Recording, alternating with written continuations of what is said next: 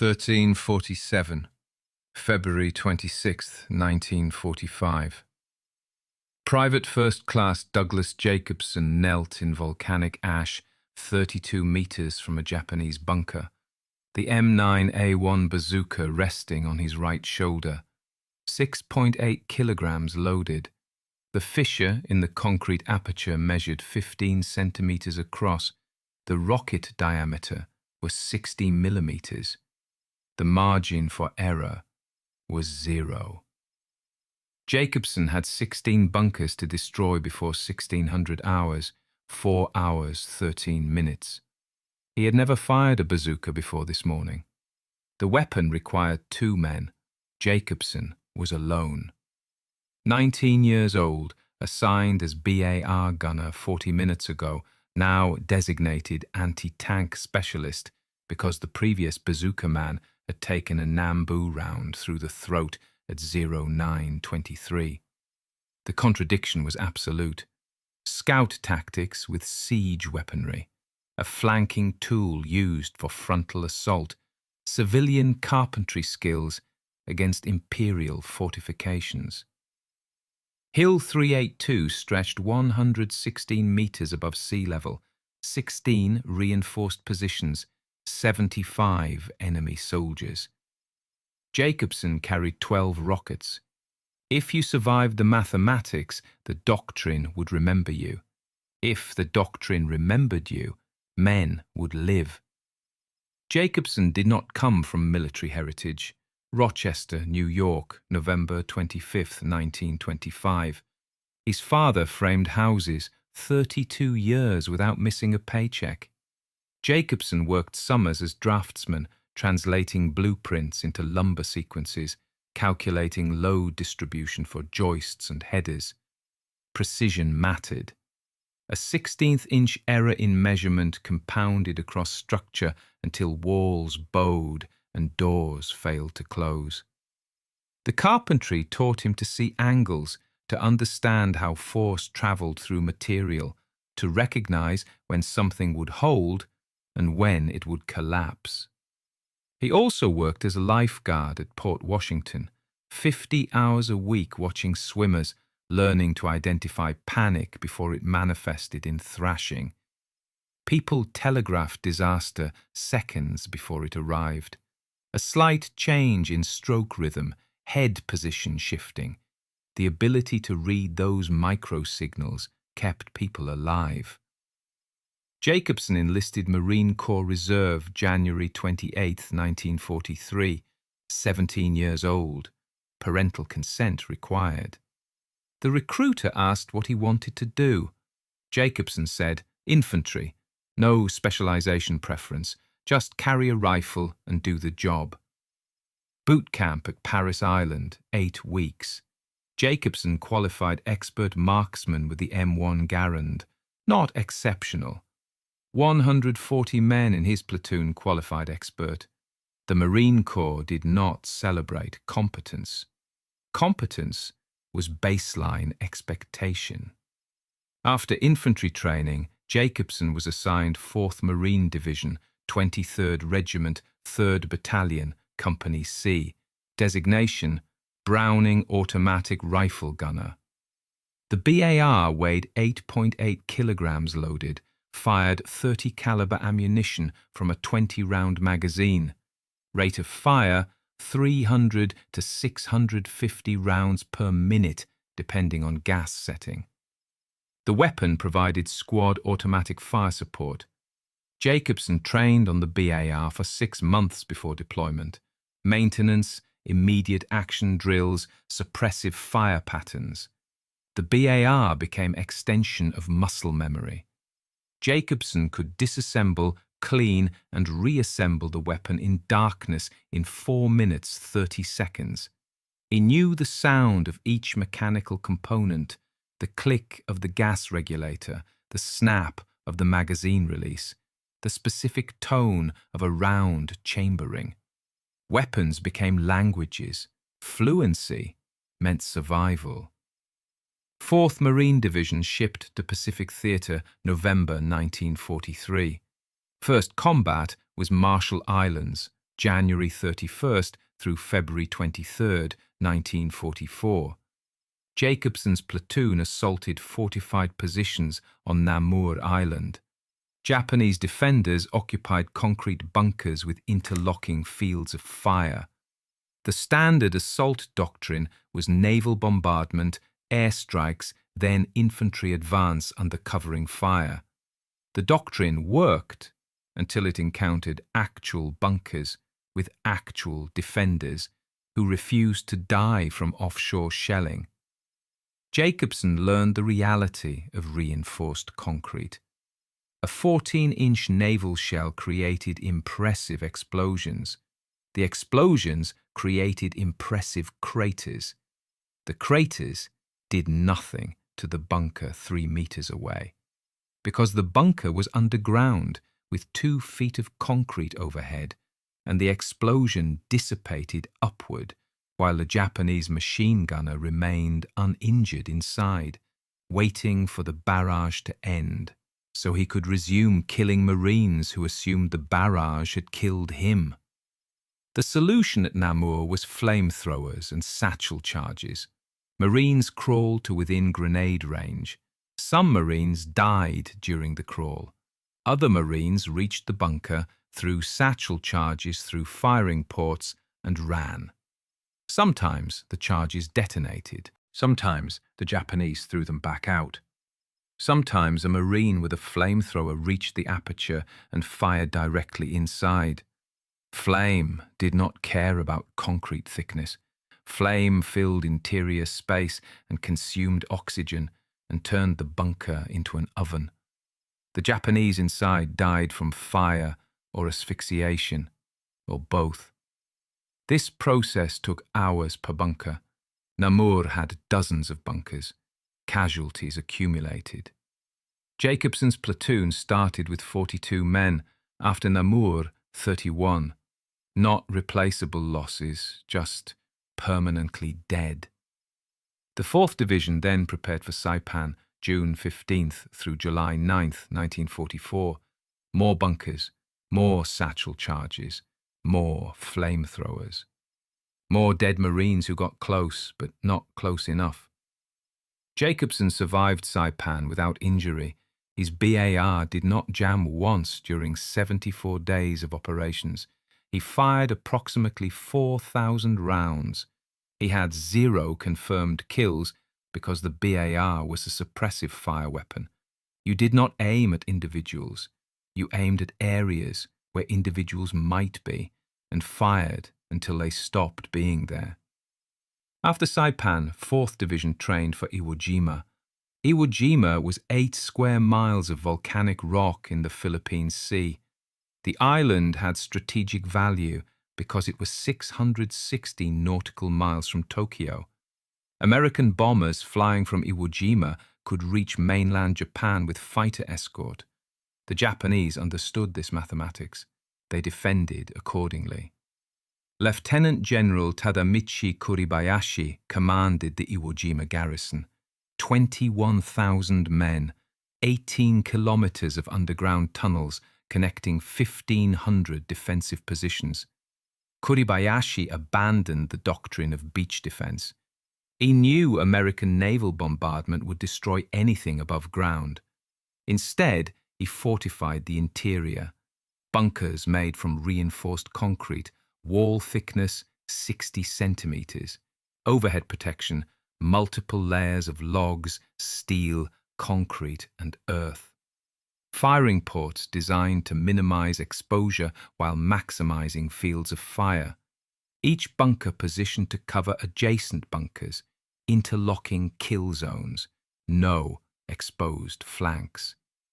The tunnels allowed defenders to move between positions without surface exposure. If a bunker took casualties, fresh troops replaced them through underground access. If one position fell, the Japanese abandoned it and collapsed the tunnel entrance. The defenses were not designed to prevent American landing. They were designed to maximize American casualties during the advance inland. Kuribayashi calculated that each Japanese soldier should kill 10 Americans before dying. The mathematics required patience and discipline. Beach defense was dramatic but wasteful. Fighting from prepared positions in depth was boring but effective.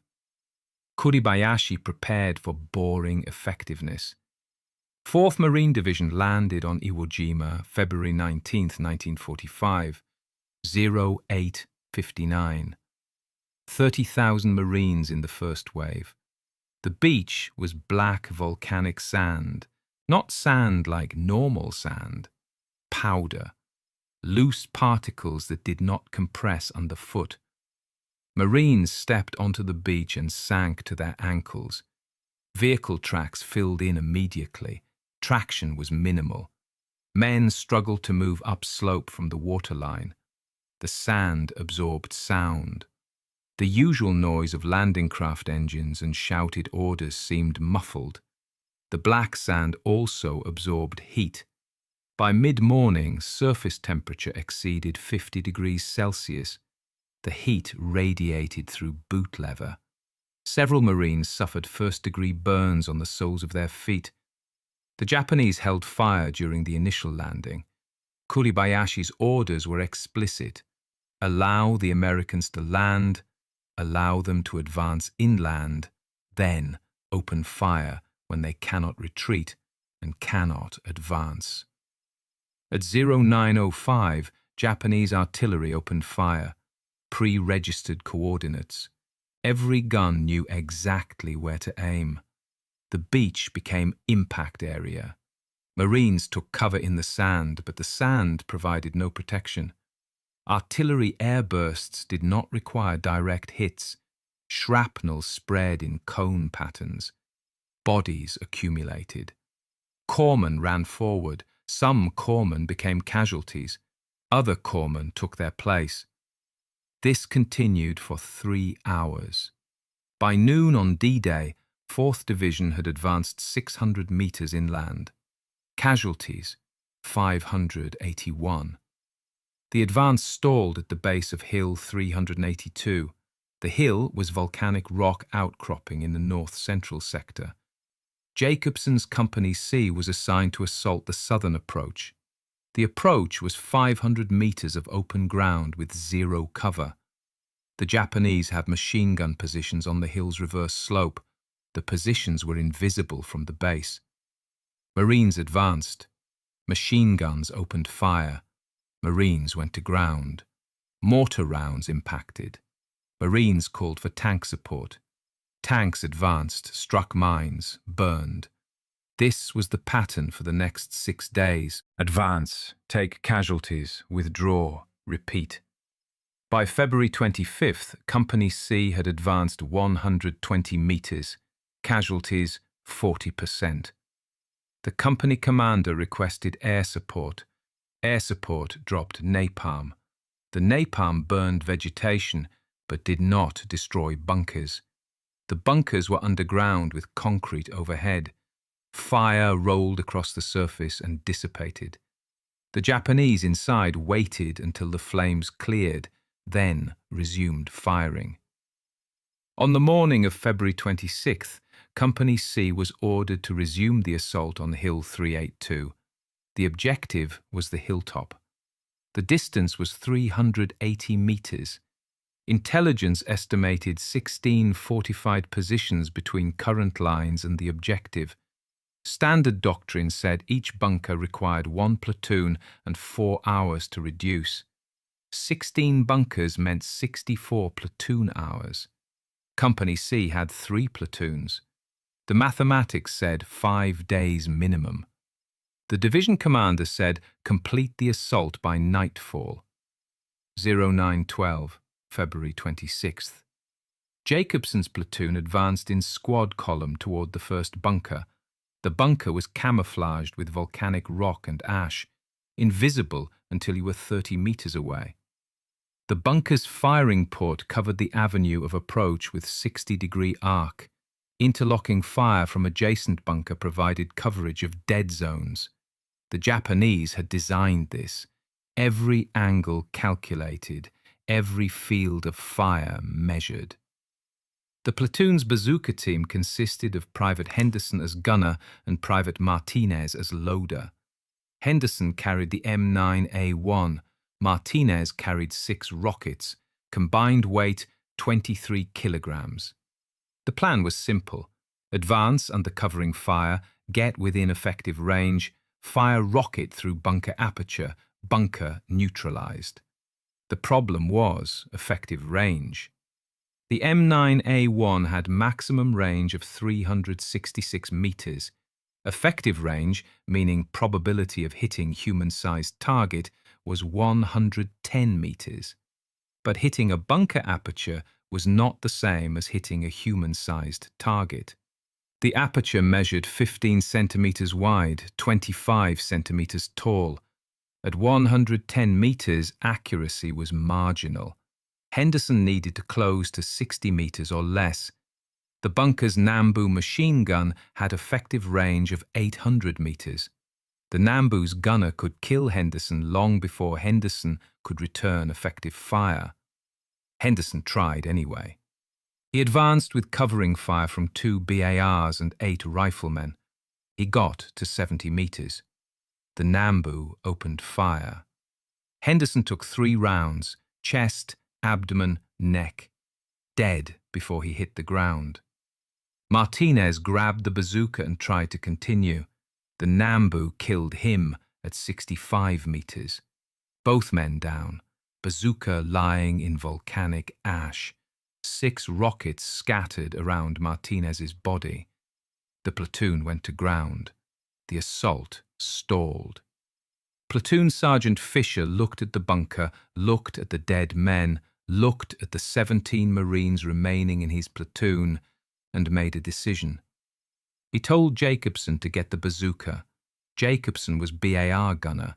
He had never trained on the M9A1. Fisher did not care. The bazooka was lying 70 meters forward. Someone needed to retrieve it. Someone needed to use it. Jacobson was that someone. Jacobson crawled forward. The Nambu traversed toward him. Rounds impacted 2 meters to his left, then 1 meter, then 50 centimeters. The Nambu gunner was adjusting. Jacobson pressed himself into the ash and stopped moving. The Nambu continued firing at his last position. After 30 seconds, the firing shifted to other targets. Jacobson crawled again. He reached Henderson's body at 0946. He took the bazooka. He crawled to Martinez's body. He collected the 6 rockets. He did not crawl back. Crawling back meant exposing his back to the Nambu. Forward was closer to the bunker. Maybe close enough. The M9A1 rocket launcher weighed 6.8 kilograms loaded. Overall length, 155 centimeters. The weapon was break-open design. Unlatch the forward assembly, insert rocket from the rear, close the assembly, connect electrical firing lead, aim via shoulder mount and optical sight, squeeze trigger. The trigger completed electrical circuit which ignited the rocket motor. The rocket accelerated down the tube at 84 meters per second and continued toward the target. Time to target at 60 meters, 0.7 seconds. The M9A1 was designed for 2-man operation. Gunner aimed and fired. Loader handled ammunition and watched for backblast hazards. The backblast extended 20 meters to the rear in a 30-degree cone. Anyone inside the cone received second-degree burns minimum. The 2-man team allowed the gunner to focus on target while the loader ensured nobody was standing behind them. Jacobson did not have a loader. He had 6 rockets and 16 bunkers. He opened the M9A1's breech, loaded 1 M6A3 rocket, closed the breech, connected the firing lead. He did this lying prone in volcanic ash with a Nambu machine gun, firing at targets 30 meters to his right. He shouldered the weapon. The M9A1 had a simple optical sight, no magnification, just a post and aperture with range markings. Jacobson had fired the BAR for 18 months. He understood trajectory and Kentucky windage. The bazooka was different. The rocket was fin-stabilized, not spin-stabilized. Wind drift was greater. The rocket also dropped more than a bullet because it was slower. Jacobson estimated distance to the bunker aperture, 40 meters. He aimed for the center of the firing port. He did not account for wind. There was no wind. He exhaled slowly and squeezed the trigger. The M6A3 rocket contained 8 ounces of pentolite. Pentolite was a mixture of PETN and TNT.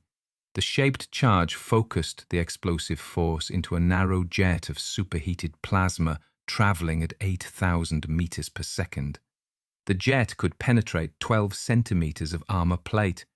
Concrete was softer than armor plate. The rocket entered the bunker aperture and detonated inside. The plasma jet destroyed the Nambu. The overpressure killed the 3-man crew. The bunker fell silent. Jacobson worked the breech, removed the spent firing lead, inserted a second rocket, closed the breech, connected a new lead. 20 seconds. There were 2 more bunkers visible from his position, 50 meters north, 60 meters northwest. Both bunkers had line of sight to his location. Both bunkers would now be tracking him because he had just fired an extremely loud and visible rocket. Jacobson did not retreat. Retreating meant crawling 70 meters under fire. He went forward. He low-crawled 30 meters to a depression in the volcanic rock. The depression was an erosion channel, maybe 50 centimeters deep. Enough. He rolled into the channel and immediately took fire from the second bunker. Type 92 machine gun, 7.7 millimeter. Slower rate of fire than the Nambu, deeper sound. The rounds impacted the rock above Jacobson's head and sprayed fragments. One fragment cut his left forearm. Superficial. He ignored it. He identified the muzzle flash from the second bunker, 55 meters. Elevated position 10 degrees above his line of sight. Jacobson adjusted his aim. Fired. The rocket hit low, impacted the rock face 2 meters below the bunker aperture. The explosion fragmented the rock but did not penetrate the bunker. Miss. Jacobson reloaded. 4 rockets remaining. The Type 92 was still firing. Jacobson aimed higher, compensated for the elevation, fired again. The rocket entered the aperture. Detonation. Silence. Jacobson had destroyed 2 bunkers in 8 minutes. Ammunition expended, 3 rockets. 3 rockets remaining, 14 bunkers unaccounted for. The mathematics did not work. Jacobson needed more ammunition. He looked back toward Martinez's body. 6 rockets originally collected, 3 fired, 3 remaining in his immediate possession. But Martinez had been carrying a pack. The pack might contain additional rockets. Jacobson crawled back. The 70-meter crawl took 11 minutes. Constant incoming fire from positions he could not see.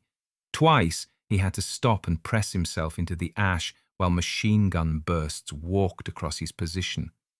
He reached Martinez at 10:23. The pack was underneath the body. Jacobson rolled the corpse, opened the pack. 8 rockets inside. Martinez had been carrying 14 rockets total, not 6. The extra 8 were reserve. Jacobson took all 8. He now had 11 rockets. He also took Martinez's canteen, 2 swallows of water. The water was warm and tasted like iodine purification tablets. Jacobson returned to the erosion channel. The return crawl took 9 minutes. By 10:41, he was in position with 11 rockets and 14 bunkers remaining. Still insufficient, but better. The third bunker was not visible from the erosion channel. Jacobson needed to relocate. He moved north along the channel for 20 meters until the terrain rose and the channel ended. He was now 40 meters northwest of the second bunker's position. He scanned for targets. Nothing visible. The Japanese bunkers were camouflaged. They did not reveal themselves until they fired. Jacobson waited.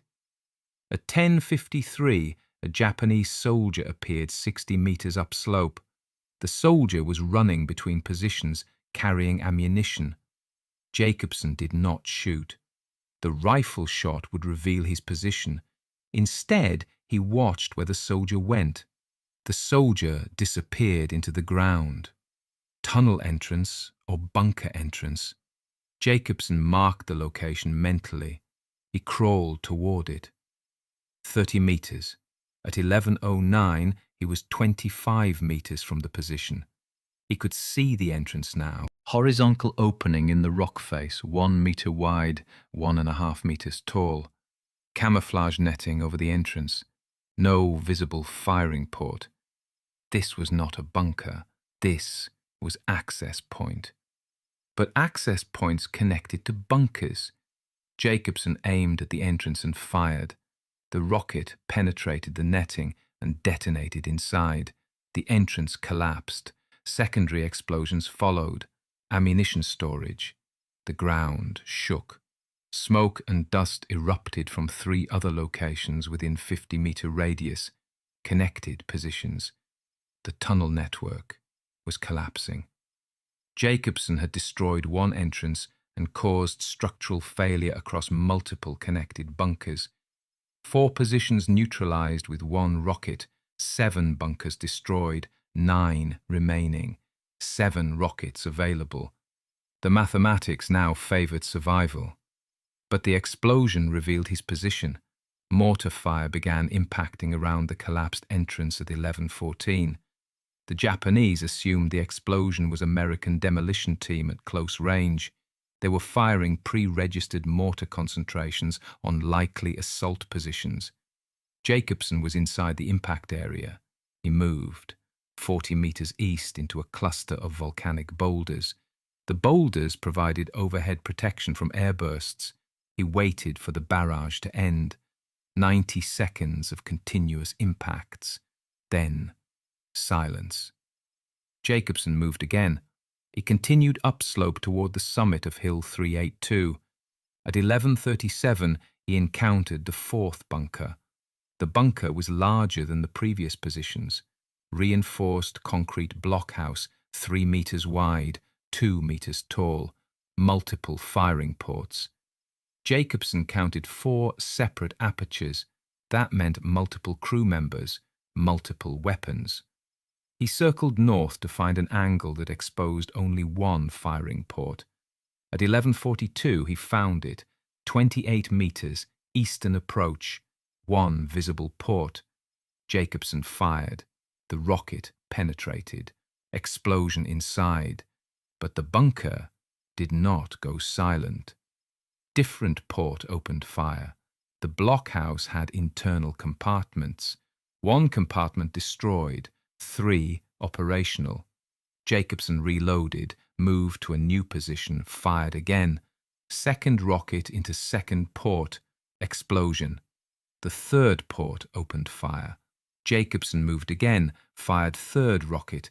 Explosion. 4th port opened fire. This was depleting his ammunition faster than anticipated. Jacobson moved, fired 4th rocket into 4th port. The blockhouse finally went silent. 4 rockets expended on 1 position, 3 rockets remaining, 8 bunkers still operational. Jacobson checked his watch. 12:08. He had been in continuous action for 2 hours, 56 minutes. No water since the 2 swallows from Martinez's canteen. His tongue was thick. His hands were shaking, not from fear, but from dehydration and fatigue. The bazooka weighed 6.8 kilograms unloaded. Each rocket weighed 1.6 kilograms. Carrying 3 rockets plus the launcher was 13.6 kilograms. The M1 Garand he had abandoned at 0912 weighed 4.3 kilograms. The BAR he had been carrying earlier weighed 8.8 kilograms. Jacobson had traded lighter weapon for heavier weapon and gained nothing except the ability to destroy bunkers. Fair trade. He continued upslope. At 12:29 he located bunker number 9, pillbox construction, 5-man crew. Jacobson watched the position for 3 minutes, studying the fields of fire, identifying blind spots. The pillbox had excellent coverage to the south and west, minimal coverage to the north. Jacobson circled north, approached from the bunker's dead zone. He got to within 15 meters before being detected. The crew tried to reorient the gun. Too slow. Jacobson fired. The rocket entered the aperture at a 30-degree oblique angle and detonated against the interior back wall. The explosion created overpressure that ruptured the eardrums and lungs of all 5 crew members. Jacobson reloaded, 2 rockets remaining.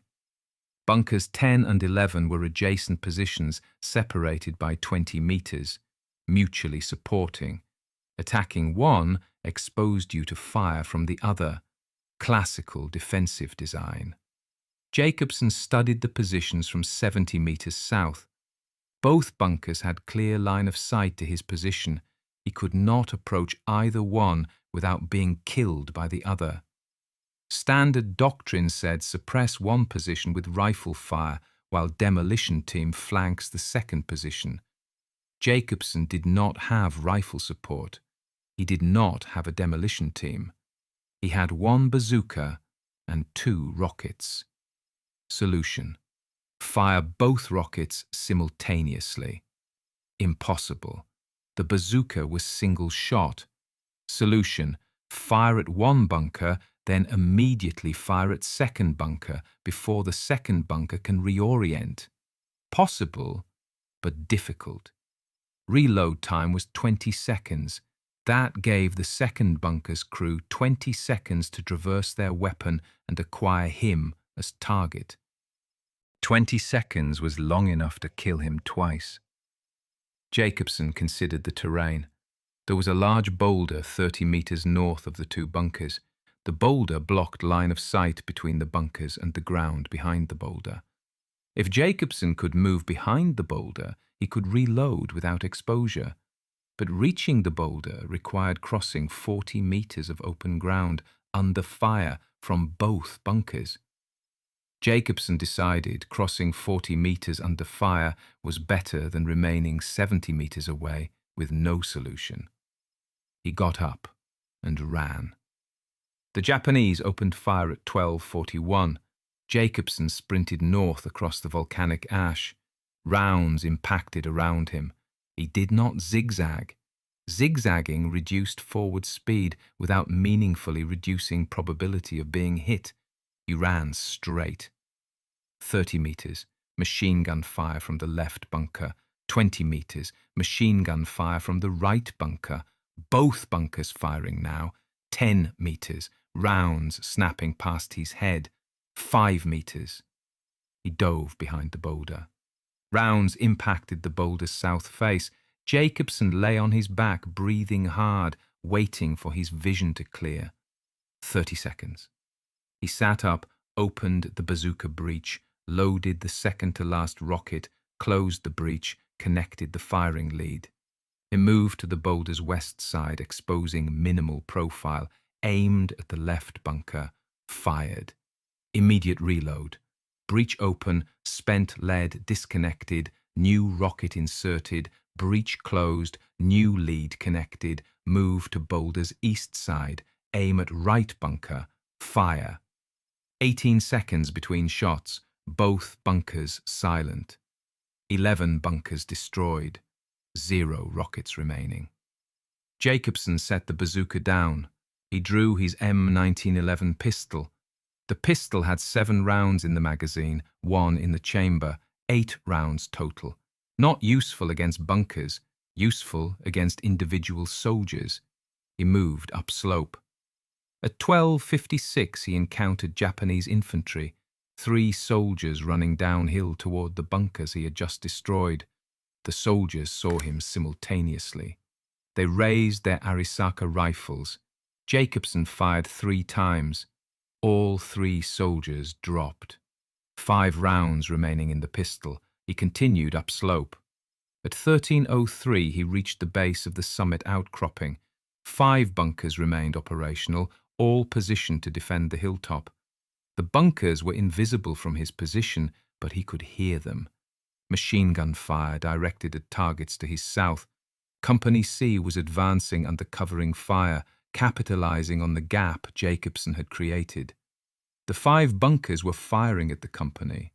They had not yet detected Jacobson behind them. He moved east along the base of the outcropping until he found a position with line of sight to the first bunker's rear entrance, Bunker 12. No rear firing port, just an access door partially open. Jacobson could see movement inside. He fired his pistol through the door, 4 shots. The movement stopped. 1 round remaining. Bunker 13 was 20 meters east, no visible rear access. Jacobson circled north to find the firing port. At 13:16 he located it. Frontal approach only. The bunker's gun was oriented south, firing at Company C.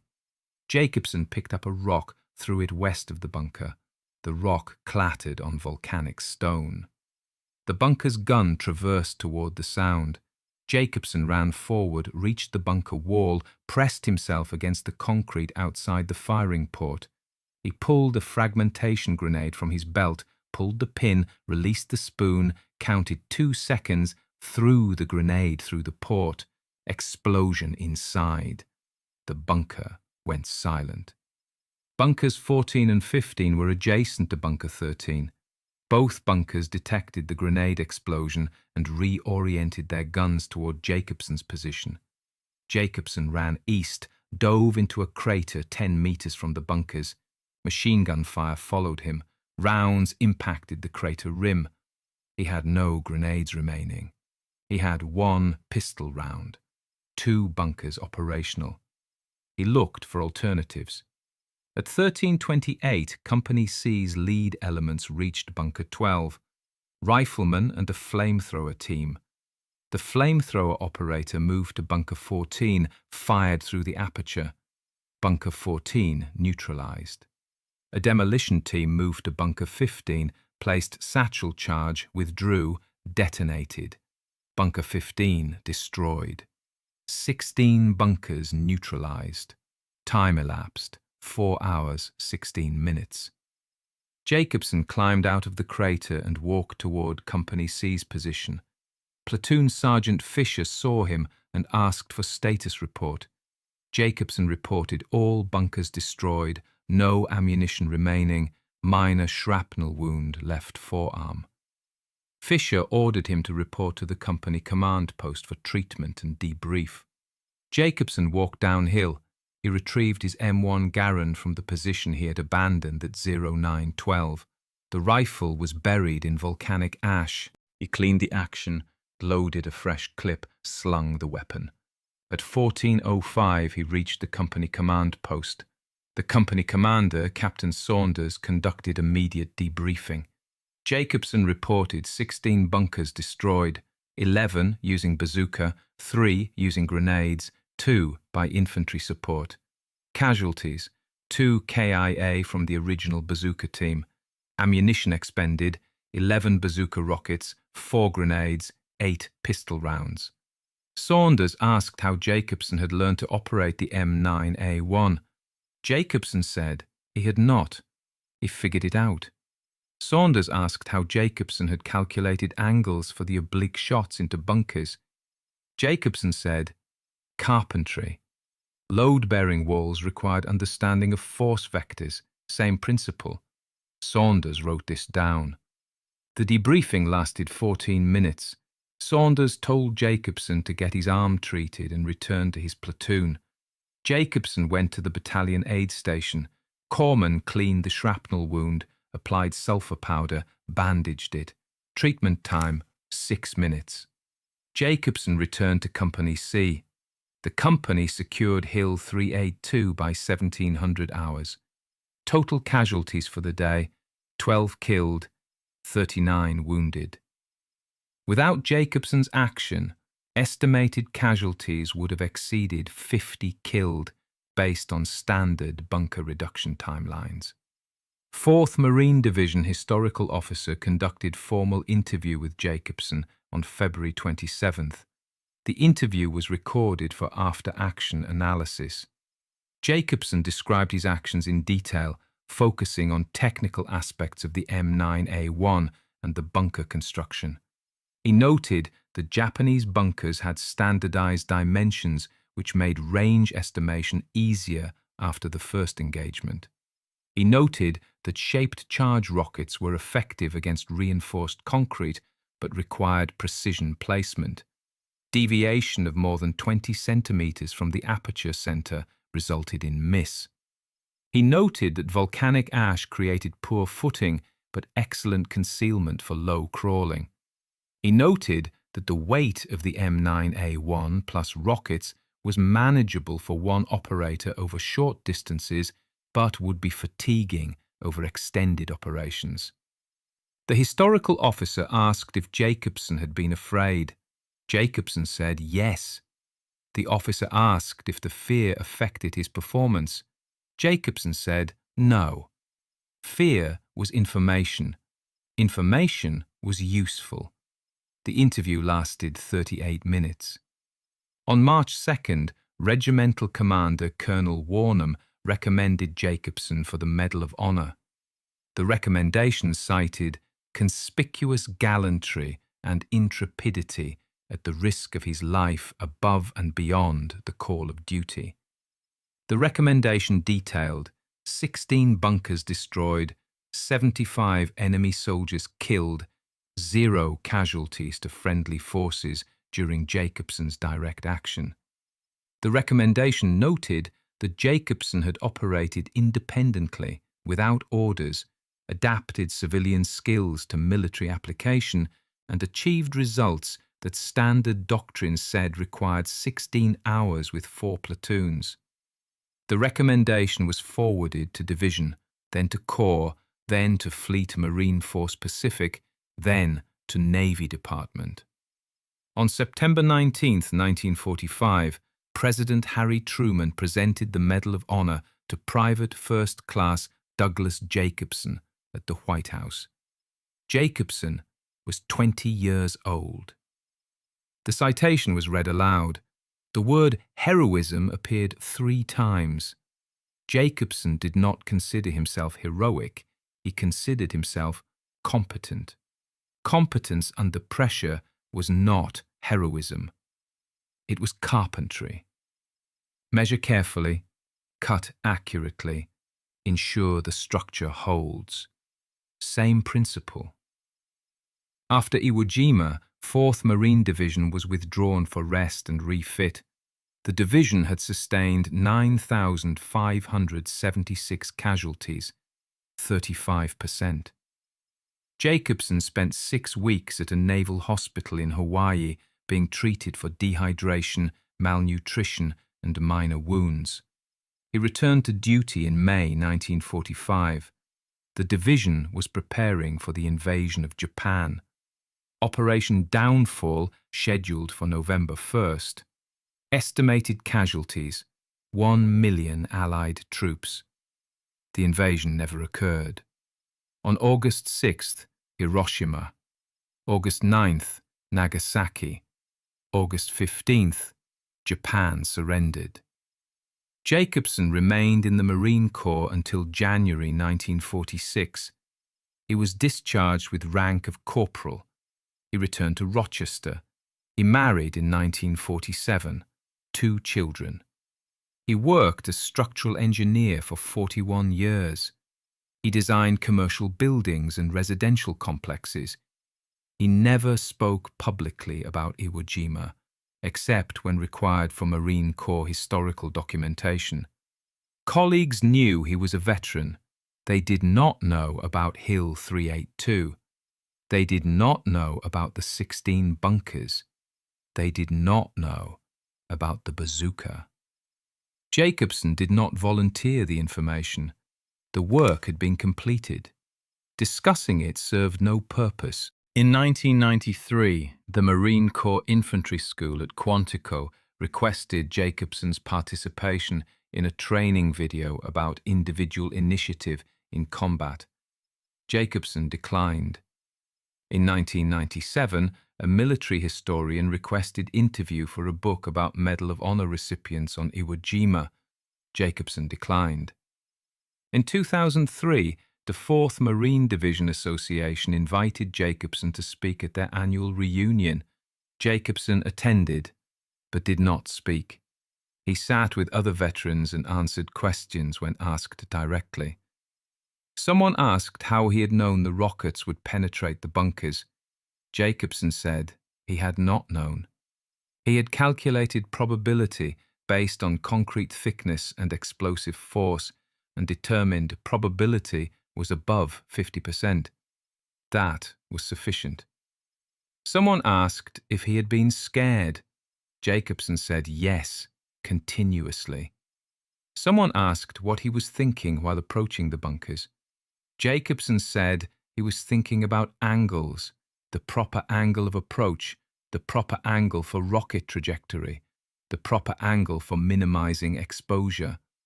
Geometry, same as carpentry. Douglas Jacobson died August 20th, 2000. He was 74 years old. Cause of death, cardiac failure. He was buried at Florida National Cemetery, Bushnell, Florida. Military honors. The Medal of Honor was placed on his casket during the service. His children donated the medal to the National Museum of the Marine Corps, Triangle, Virginia. The medal is displayed in the World War II gallery alongside Jacobson's service record and photographs from Iwo Jima.